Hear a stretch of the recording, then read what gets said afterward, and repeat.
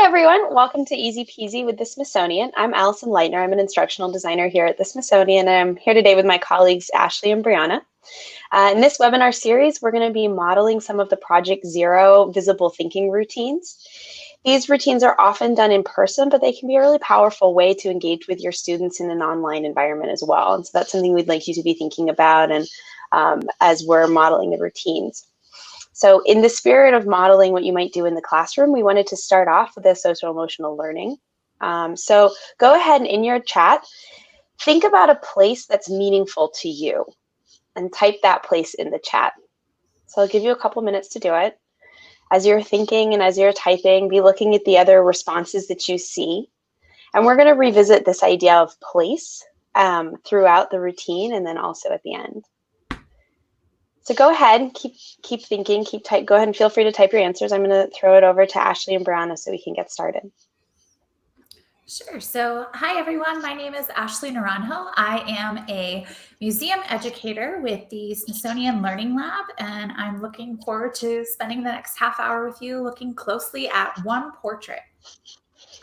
Hi, everyone. My name is Briana Zavadil White, and I'm the head of education for the National Portrait Gallery.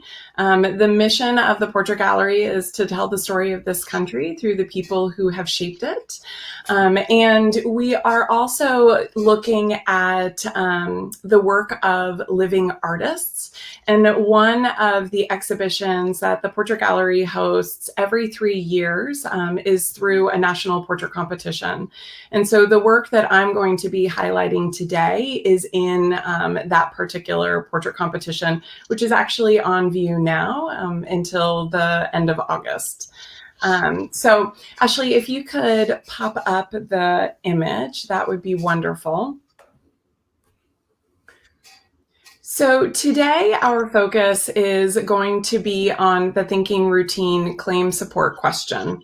And I particularly love this routine because it is it's a nice routine to use after you've sort of mastered the See, Think, Wonder routine, which I understand my colleague Phoebe was using last week during these Easy Peasy sessions. So claim support question asks 3 questions. The first is you make a claim about a topic. And in this case, the topic is the artwork that we're taking a look at. And so that claim is some sort of explanation or interpretation about the work. The support in claim support question is the things that you feel, see, or know about what you're seeing that support the claim that you've made. So it is the evidence, if you will, to support your claim.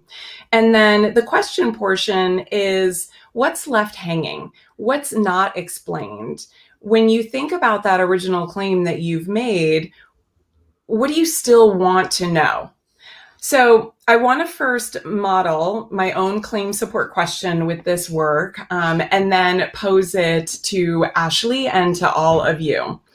So as I look at this work, my claim is that it looks like a portrait that is expressing hope and a little bit of this idea of renewal. The support that I have for this claim is if you look closely at the way that the woman is looking off into the distance, she's looking up and she has light shining on her face. And in addition to that, there is a really rich, sort of lush landscape behind her, which makes me feel like things are blooming. So this idea of renewal. And then my question is, as we think about hope and the visual elements that we see that provide support for that, I'm curious how the painting that she's holding fits in to this story. So before I turn it over to Ashley, I am going to ask you all to just take about 30 seconds and look really closely at this work Look from top to bottom, side to side, and all around. And Ashley is going to use the image in Learning Lab to transition us from the top to the bottom, the side to side, and all around. So take a close look.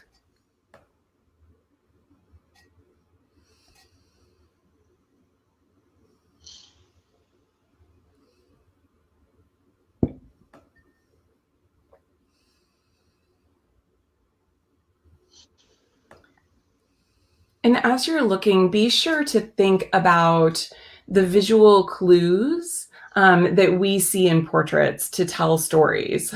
So obviously, setting is one of them. Clothing is one of them. Objects. This particular image is a photograph, so we like to consider medium as well. So if we zoom out to see the whole image again, Ashley, I'm going to ask you, what is your claim support question in relation to this artwork? Sure, thanks, Briana. So as I look at this artwork, I'm really drawn to the figure in the artwork. And I would say that my claim is that the figure is going somewhere, traveling. And my support for this is there's some detail in the way that the dress is kind of laying. It kind of looks like it's in motion. And also I have another support for that too, the way that she's holding that framed painting in her hand. It doesn't look like she's settled right in the forest. It looks like when I'm carrying something out of one room to the next, I kind of hold it like that. So I think she's kind of traveling or moving from one place to the next. And then my big questions for that would be, where is she going? And where did she come from? Okay, excellent. And as Ashley and I are talking, in the chat, for those that are participating, please do write in your claim support question as it relates to this artwork. So I love this idea of thinking about this woman as a traveler. Again, because we can think about if this portrait came to life, the directionality that she would be moving. And I love thinking about how the dress is sort of trailing behind her, as well as the fact that she has this object in her hand, this painting, and she's taking it with her. And so when we think about portraits and the reason for objects within portraits, they have meaning, right? They're there to tell us something about our subject. And so very clearly, this is an object that is important to her, right? It is front and center. It's in the exact center of the portrait, as well as the fact that it really is not being hidden in any way. We're very clearly seeing, the painting.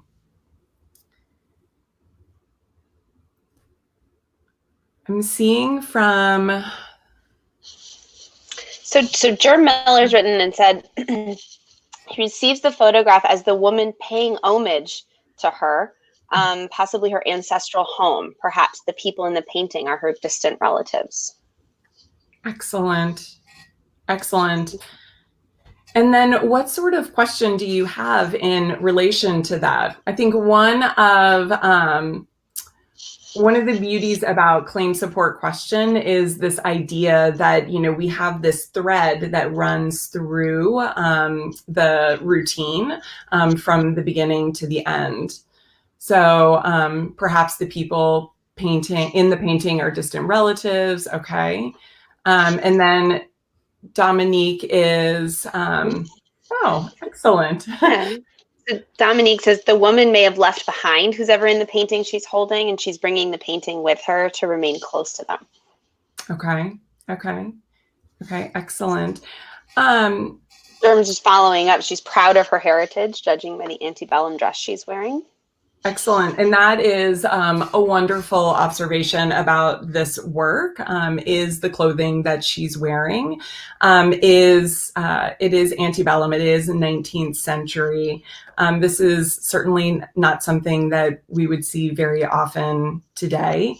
Ashley, can you zoom in on the painting so we can take a closer look as a group?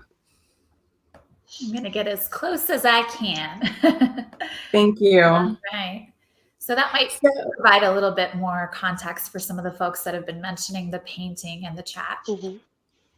So Jim has a nice example of the claim support question. So his claim is it's supposed to be a comment on the Old South. Okay. The support is the dress is formal and old-fashioned. The hair doesn't look like what someone would wear on a moving day. The lush surroundings look like a southern scene. And then the question is she real? Who are the two men in the painting? Where is it taking place? Right. And so, as Ashley said, knowing the who the men are in the painting does provide a little bit of context for perhaps why she's holding on to this particular image. And so, if you look closely, you can see that it is a painting of John F. Kennedy and Martin Luther King Jr. So, knowing this, how might this change the way you're thinking about this piece? Or does it help lead to some other claim support question that you might have about the work?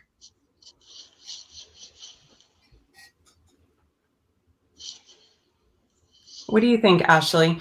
Does knowing who it is change the way we look at it? Well, for sure, because I'm starting to kind of have a different kind of lens as far as the way that I'm seeing the woman in the artwork. Before, I didn't really think about any connections to the civil rights movement. I was really kind of taking it for its visual kind of clues that I was seeing and not looking at the detail. So this detail kind of adds an additional layer for me that I hadn't seen before. And I think a few people in the chat are also kind of starting to notice additional details too. I'm curious too. I think it leads to a few more questions, more than claims for me personally, but I'm curious what people have to say in the chat too. Right. And as we think too about the fact that we're seeing this likeness in the painting of Kennedy and King, and yet you couple that with the fact that she is wearing an antebellum dress, what sorts of connections are being made between distant past and more recent past? And so we have a couple of comments. So the Southern heritage and fight for equality, looking at her hair texture, maybe she's African American or biracial. And Abby points out, before we thought we were thinking she was looking into the past towards her ancestors, but now maybe she's looking to the future enabled by the people in the painting she holds. Okay, that's an excellent observation. So one of the things that I find really interesting about this piece, which was created by Genevieve Gaignard back in 2017, is that it is a self-portrait.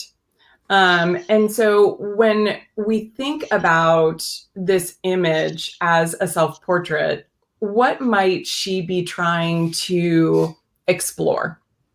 And I think we've had a couple of ideas that have come through the chat as well. But if you're looking at the setting, you're thinking about her clothing, you're thinking about, the artwork that she's holding in her hand. As a self-portrait, what do you think she's trying to explore? For me, I really love Abby's comment where she talked about kind of being enabled by the people in the painting she holds and holding them close too, both in a literal sense, but then also as I'm starting to think about it, maybe more in kind of a deeper sense of holding kind of these people, but also maybe the ideals that they represent in a close way as part of her identity and how she both wants people to see her, but also how she sees herself. Right. Mm-hmm. Yeah, and we have some people in the chat sort of similar. So Jim says maybe she's exploring her own identity within a social context. Dominique suggests that maybe she's of mixed race. She has no choice but to acknowledge the men in the painting because they're part of her genealogy. Abby, she's carrying forward the work they started. Gerald's a grasp of her recent past and her distant past. Excellent. These are all excellent observations and analysis of this particular work. I want to add another layer to the work and come back to the claim support question idea, which is specifically the title of the work. So this piece is called Trailblazer, A Dream Deferred. So I think that, as we've talked about, the connection between the antebellum dress that she's wearing and the painting that she's holding, it's interesting to think about the connection between the title of the piece, A Trailblazer, A Dream Deferred, in relation to the artwork itself. So coming back to claim support question, what kind of claim can we make about the title? And then how can we use the image, I think, to support that claim that we've made about the title? And then finally, what question does it lead us to? What do we still wonder about why the artist, Genevieve Gaignard, has chosen this particular title for this work? So I noticed in the chat too, Jim notes the reference to Langston Hughes's poem, Yes, A Dream Deferred. And so it's interesting to me because to me, the title has kind of two main points, right? The Trailblazer piece as well as the Dream Deferred. right. And so the Trailblazer, I think, is just really interesting with the conversation that we've had thus far about kind of both heritage, recent past, and current kind of current past, so to speak. And then I'm kind of interested in what folks think about that reference to the Langston Hughes poem too. Julie is noting she was initially confused about the choice of outside setting, but the title helps clarify it a bit that she's trailblazing. So we're really seeing that because she's physically blazing a trail through the forest. And then Jim is also noting that both men in the painting were assassinated relatively early in their lives. Right, right. And it's interesting when Gaignard talks about this particular portrait, she has said that she imagines Trailblazer as a woman from the past who has found an image of racial solidarity in this painting that she's holding and is bringing it back to her contemporaries as a sign of hope for the future. So when we think about Trailblazer, we think about, forging your own path.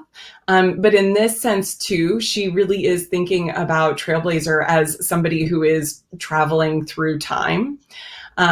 So this is one of the reasons why we have this antebellum dress in relation to into the painting that she's holding. And I find that interesting because, right, it's, she's considering the past to look to the future from the past. So it is confusing, but I think that, she's definitely, she's making a very strong commentary, I think, on what is to come from the perspective of someone from the past, if that makes sense. I think Hannah had a comment along those lines. It's how can history repeat itself in a positive and just light, thinking about the past and its impact. Right. That's an excellent point. And I know, in the Learning Lab collection associated with this session, you can read more about Gaignard's work because she really takes on different personas in the various self-portraits that she's creating as a way to explore her own identity, but to explore her biracial identity and to think about the past and how far we've come, but also how far we still have to go. Mm-hmm. Yeah, and Veronica in the chat says and we've had a couple of comments about the branches looking sort of menacing. And if we look at them on top, they're sort of overpowering. It would seem to comment on the challenges and risks involved in trailblazing. Yes. Yeah. Yeah, that's an excellent point, because if you look at, if you're looking at the bottom half of this image, it is, again, very lush, very tropical, but the really strong branches that we see at the top, there is less of that lushness and more of that sort of ominous feel to them. And yet our subject is very clearly, moving forward. And so she is, amidst all of this, still going, which I think is excellent. Let's think about Trailblazer and Dream Deferred as a title as a whole. Gaignard has certainly talked about how she was inspired by Langston Hughes' poem, Harlem, which was written in 1951. And I just want to read it really quickly. What happens to a dream deferred? Does it dry up like a raisin in the sun, or fester like a sore and then run? Does it stink like rotten meat, or crust and sugar over like a syrupy sweet? Maybe it just sags like a heavy load, or does it explode? So why might Gaignard be inspired by this particular poem to use it as part of the title for this work? I pose that to everybody and to Ashley too. I noticed some interesting comments in the chat too. Gerald had kind of found that the last lines or so seemed most relevant to the portrait. So what happens to a dream deferred? Maybe it just sags like a heavy load, or does it explode? And so I'm curious if Gerald or others wanted to kind of comment on what they thought about that in relation to the portrait.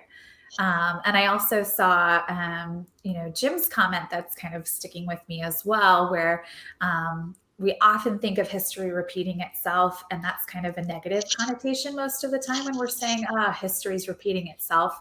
But what if it repeats itself in a positive way? And so that's kind of an interesting thought to kind of tie alongside this dream deferred idea as well.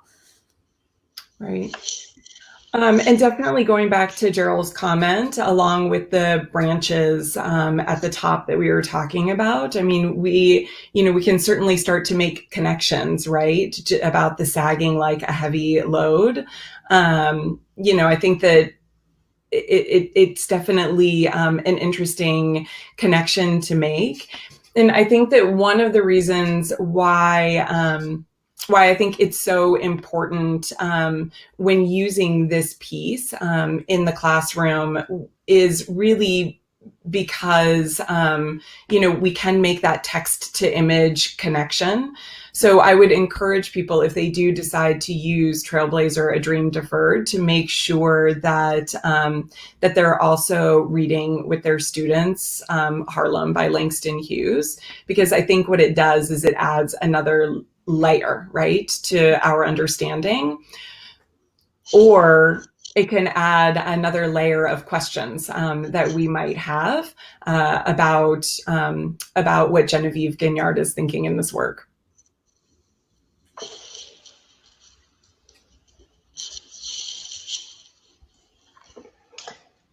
In terms of the poem, Jen was commenting he's never read the poem as a positive comment on deferring dreams. He thinks it suggests danger or oppression.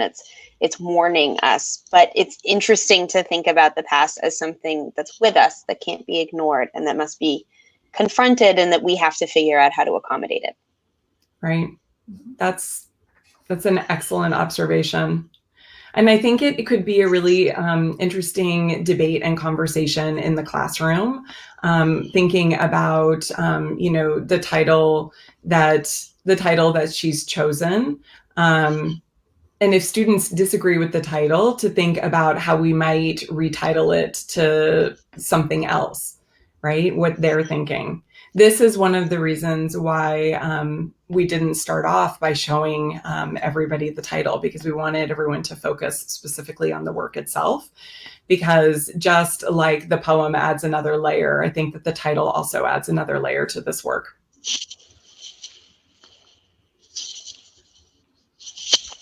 I think too, the poem and the portrait kind of in conversation with each other is really interesting, having the same title and maybe not having the same kind of end message being called out from each of those two. So thinking through, what does it mean, a dream deferred, from both perspectives of the portrait and the poem, and the author and the photographer.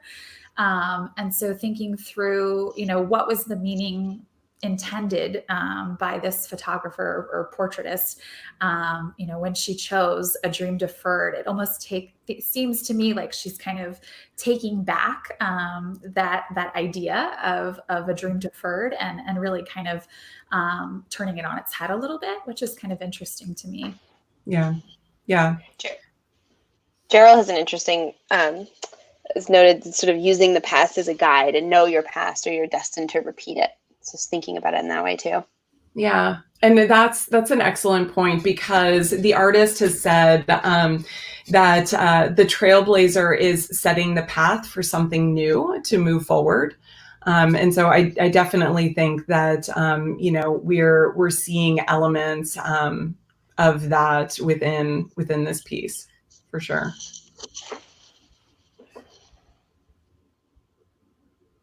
All right. I hope that everyone has enjoyed taking a look at this portrait. And as I said, definitely, I think it's important to look at the artist's other work as well. In particular, this piece is part of a series of works that Gaignard created back in 2017. And the series is called Prospect 4. So while Gaignard was raised in Massachusetts and lives in Los Angeles now, this particular series, of which Trailblazer, A Dream Deferred is part of, was created in New Orleans. And so she talks about, this landscape that she is in New Orleans. And in fact, the portrait of Kennedy and King that she's holding, she found in an antique shop in the French Quarter. And so it's interesting to think about, artists creating work and where they're finding inspiration for the work that they're creating. So I would definitely encourage everybody to look up Genevieve Gaignard and just see a little bit more about sort of the self-portraiture that she's creating and the kind of commentary she has. Excellent. I wanted to also share, I noticed that Allison was able to post a link to the Learning Lab collection for this thinking routine and portrait. So again, this series is really intended to demonstrate what it might look like in a distance learning environment, but also kind of modeling for future use in the classroom as well, how to pair a visible thinking routine from Harvard's Project Zero with an object or a portrait or an artwork from the Smithsonian's collections. And so what we've done is created complementary Smithsonian Learning Lab collections. You'll see throughout the collection, there's additional information on the routine that we just went through. So you can see that here are the 3 prompts. And then if you click on the information tab, you can get additional information about the routine, as well as information about the application and launch, some tips for using the routine. So of course, this routine can be used with other works of art, other interesting objects that you find in the Smithsonian's collection and elsewhere. It also has the portrait, so you can use that in the classroom as well. and some additional resources as well. So context and background on claim support question, the specific thinking routine, as well as additional context about the artist herself, the Outwin portrait competition, of which this is a part of, as well as the artist's website. There's also additional information on examples of this portrait, in context in a specific lesson. And then the webinar will also be archived here. So if you'd like to refer back to it, fast forward or rewind to all the good parts that you'd like to share with colleagues or friends, you're more than welcome to do that. And then there's also more information about Project Zero's online courses.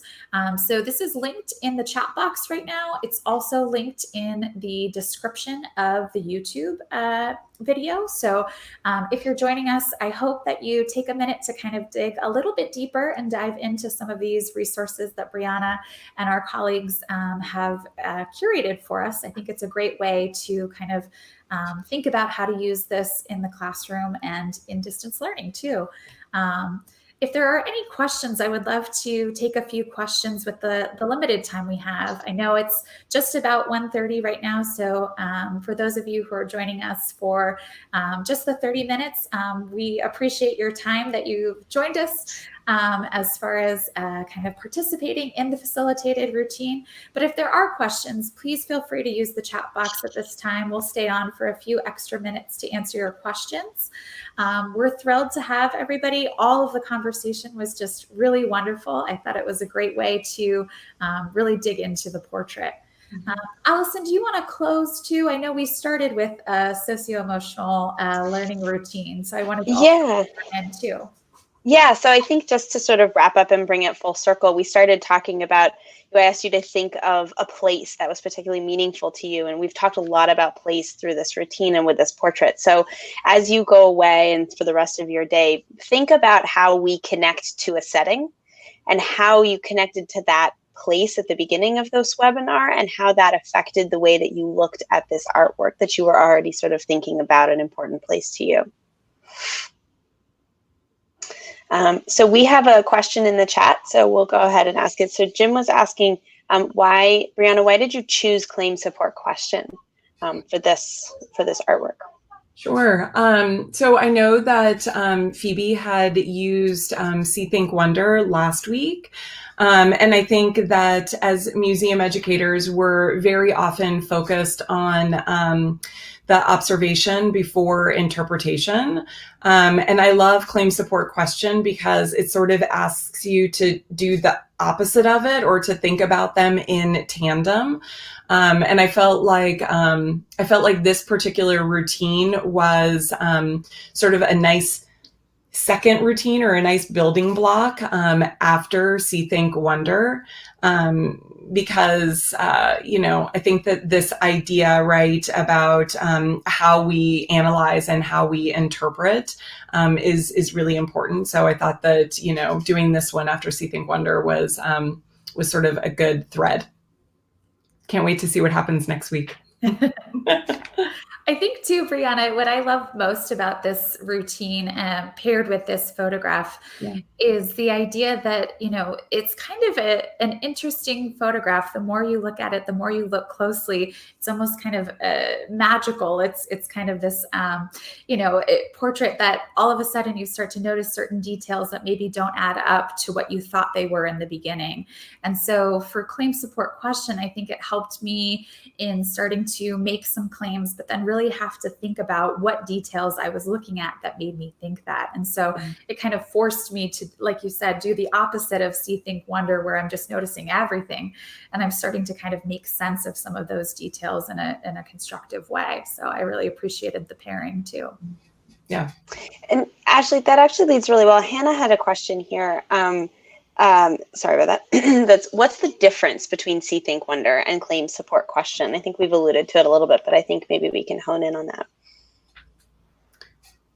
Sure. So See, Think, Wonder asks you to observe first. So, it is a very sort of broad, what do you see in an artwork? And then the think is, what do you think about what you see? And then the wonderings are questions that you have related to the original observations that you were making. What claim support question does is it really it flips the see think to making a claim first and then providing support. But the wondering and the question are pretty similar, I would say. So it's almost transitioning from observation to analysis and doing the reverse of that, analyzing first and then providing support. And that is, and I think that, as Ashley said before, one of the wonderful things about claim support question is it really is a process that encourages reasoning, and the ability to formulate interpretations and then use the evidence that you have to support it. I'll put Project Zero's website up here just as a resource if someone were to look to dive deeper into these different routines that we've been talking about here.